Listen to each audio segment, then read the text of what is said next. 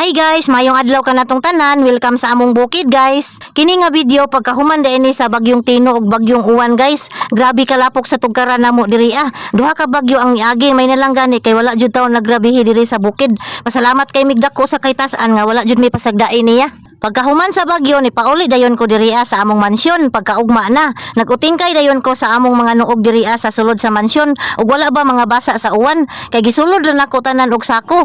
May man gani kay gamay ra na basa. Unya ako dayon gipanglabahan ang mga nangabasa diriya samtang naglaba ko naginahinay pud kog luto diriya para naapod mi pagkaon.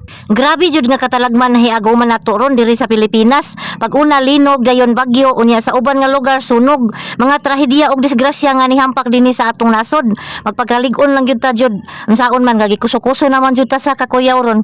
Amping tang tanan di jud lalim atong sitwasyon karon pero okay ra importante buhi tang tanan tibuok pamilya. Ang uban nga lugar nagbaha na, naglunop. Kung nakakita mo sa mga post sa uban, pagkaluuyan naman lang jud nila daghan kinabuhi nga nasawi. Nga anod sa baha, grabing lunop sa Talisay, Mandawi, Liloan, Compostela ug sa uban pa nga mga lugar nga wala nako na mensyon. Kining mga lugar akong gibanggit mao jud ni sila ang pinaka-major nga damage. Pagkadali ara jud sa mga panghitabo ning kilab lang jud ang tanan ang Ginoo rin nakahibaw na to.